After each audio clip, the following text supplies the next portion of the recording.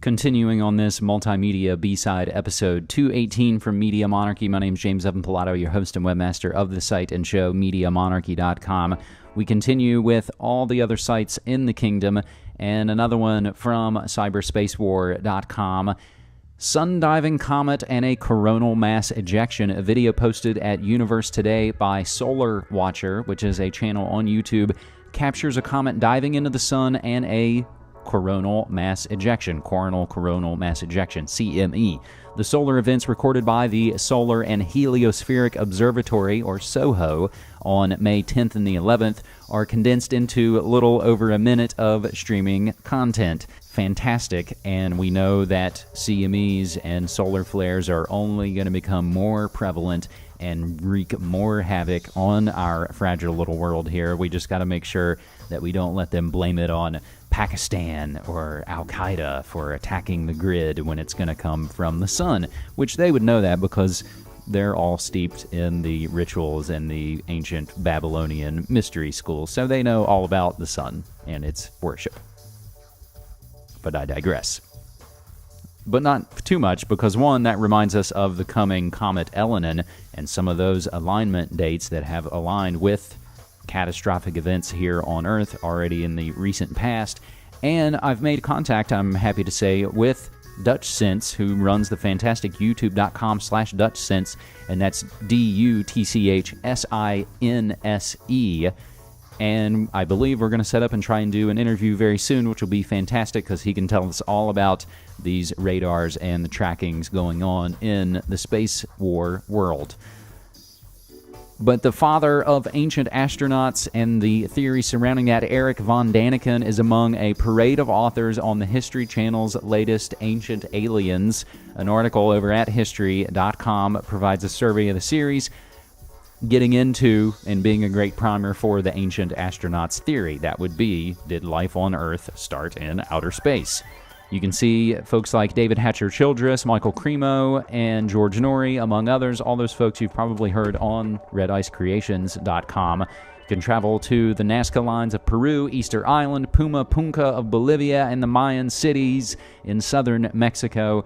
And so many things are available for free on YouTube, again, with all those links provided for you. Shifting gears to holy hexes again. Aussie flag burned over image of goddess. This from the Telegraph. Upset Hindus have welcomed an apology from an Australian swimwear label over the depiction of the image of the goddess Lakshmi on swimwear at the Rosemount Australian Fashion Week in Sydney last week. Indian activists of the right-wing Hindu organization Shiv Sena held photocopies of models wearing swimwear featuring Lakshmi as they burned an Australian flag during a demonstration in Amritsar. A statement attributed to Lisa Blue Swimwear, headquartered in the Byron Bay, said, "We'd like to offer an apology to anyone we may have offended and advise that the image of Goddess Lakshmi will not appear on any piece of Lisa Blue Swimwear for the new season, with a halt put on all production of the new range and pieces shown on the runway from last week removed." So, another situation in our strange belief systems and culture wars about it's not okay to put an image of something on swimwear, and if you get mad, it's okay that you can burn the image that someone else may revere. All-female sect worships Vladimir Putin as the Apostle Paul. And as I stutter, it's because I look at that hot photo of His Majesty from the Telegraph. Vladimir Putin has become the object of veneration for a bizarre Russian all-female sect whose followers believe that the tough-talking prime minister is a reincarnation of the early Christian missionary Paul the Apostle. Members of the sect that has sprung up in a Russian village some 250 miles southeast of Moscow believe that the 58-year-old macho Russian politician is on a special mission from God.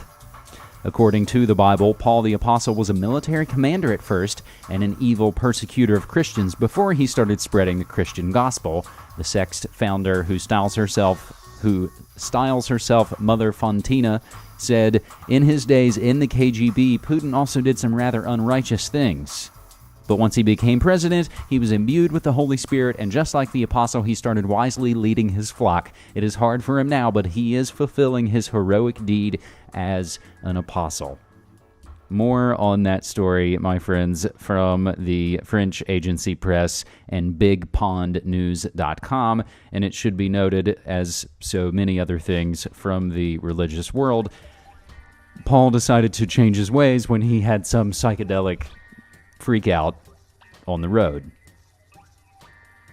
Furthermore, on Holy Hexes, and it gets more insane as, again, we speculate openly about the possibility of some type of mass murder contagion. From the Daily Mail, the homeless Bulgarian man who decapitated a British woman in Tenerife yesterday thought he was a prophet of God.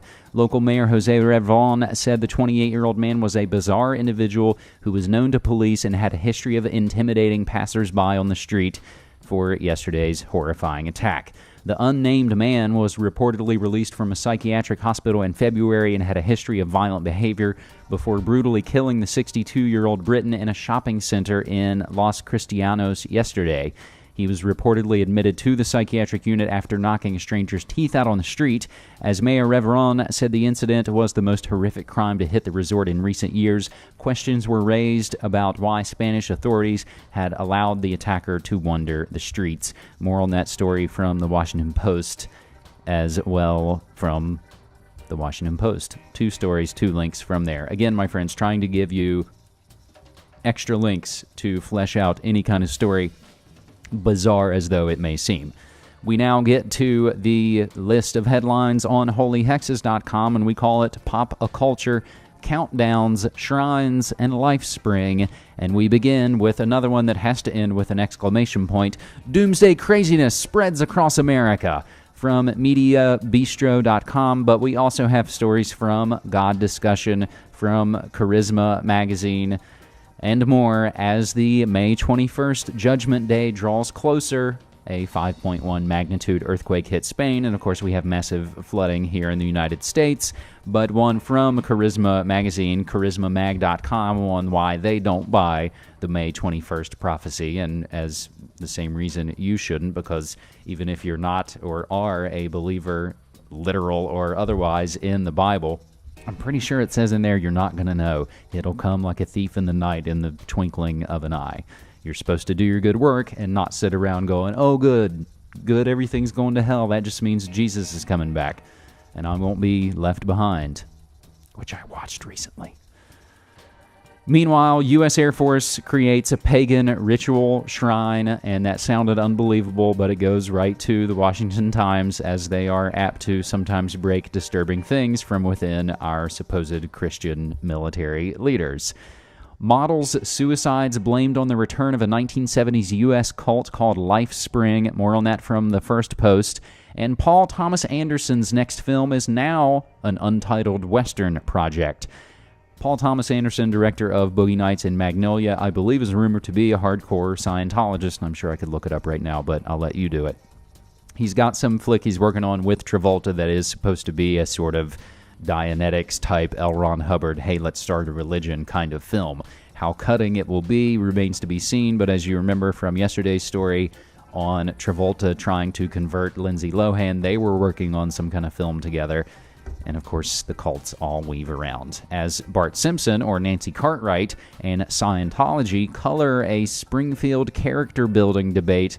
That bizarre stories from the Chicago Sun-Times. I won't even get into it, but it's another case of Nancy Cartwright using and abusing Bart Simpson to further her cultish needs.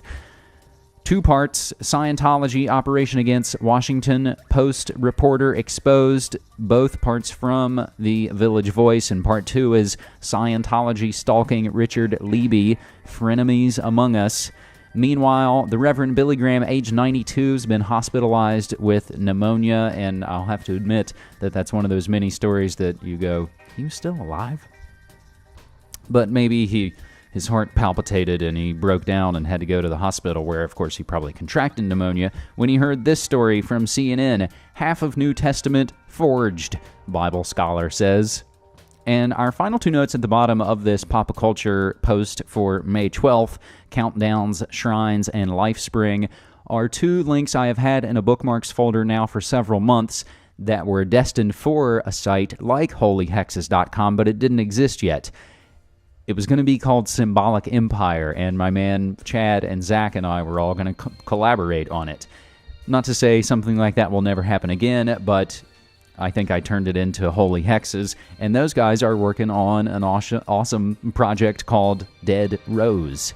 But the two links that I had sitting in the bookmarks folder that never got posted until now were about Denver Airport's latest sculpture. That would be the God of the Dead, Anubis, that going back to June 3rd, 2010 on the Washington Post. And the other one from redicecreations.com, To Die for D.I., a cult jam made from Princess Diana's hair. Stories that bizarre can only lead us into the latest from groundzeromedia.org. My man Clyde Lewis, live weeknights 9 to midnight here on KXL 101.1 FM and 750 AM in the Portland metro area and beyond. I have the listen live links, and you can subscribe and get the podcast every night, 5 nights a week, an article and a 3-hour show. You can't beat it. Mondays, Armageddon, Equation, Stargates, Aliens, and Human Sacrifice. Tuesdays, Breathe and Drink the Gathering Gloom with Anthony Hilder, who you may recall we spoke to last summer on our trip to the 10th Annual Conspiracy Conference in California, of which Clyde will be a guest coming very soon. We've got the B9 Lie, Cruisin' for an Alien Bruisin', and Nuclear Alien Message. All that and so much more from the paranormal news madness that is groundzeromedia.org. We'll end with 2 late additions to this episode, one on Holy Hexes, one on cyberspace war, but both concerning the opening of the Cannes Film Festival. From Reuters, the Freudian take on Vatican life makes Cannes smile. The Vatican got a dose of Freudian analysis at Cannes on Friday with Habemus Papam, a gentle Italian comedy about a newly elected pope who gets cold feet when the weight of his responsibility dawns on him. Farcical and humane, Habemus Papam, We Have a Pope, casts wide open the door of the notorious secretive Holy See as red-robed cardinals converge in a locked chamber to elect a pope under the expectant gaze of millions of Catholics.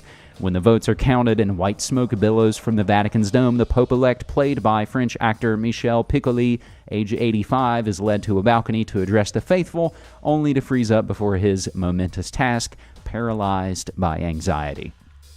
On a far more fantastic note, and one that makes me jealous as I was looking at the article, I went, ooh, damn. From Hollywood Reporter, a restored Trip to the Moon debuted last night at Cannes opening night.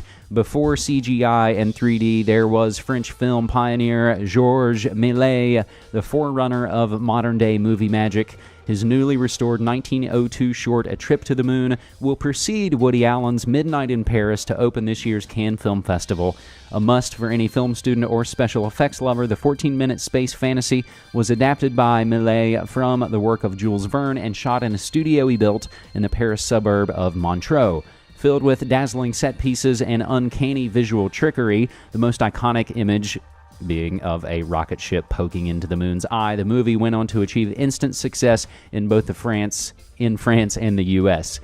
This massive restoration, budgeted at 400,000 euros and jointly financed by Lobster Films and the Groupama Gann Foundation and the Technicolor Foundation, all began in 1993 when a rare hand-tinted print was uncovered in Barcelona. In 1999, Lobster Films began digitizing the footage frame by frame, and over 10 years and 13,000 frames later, the film can now be seen in full-blown color version for the first time since its debut more than a century ago in 1902. Although silent film purists may gasp at the restorer's choice to add a catchy soundtrack by French electronic duo Air, who did the soundtracks to Virgin Suicides and music to Lost in Translation, A Trip to the Moon should continue its voyage after Cannes to play plenty of fests and film museums before it lands on DVD. That would be something to behold, my friends. As we look around the world, so many things going on, and I appreciate you and your support of Media Monarchy. My name's James Evan Pilato, your host and webmaster of the site and show, MediaMonarchy.com, reminding you, as always, don't hate the media, become the media. Take care.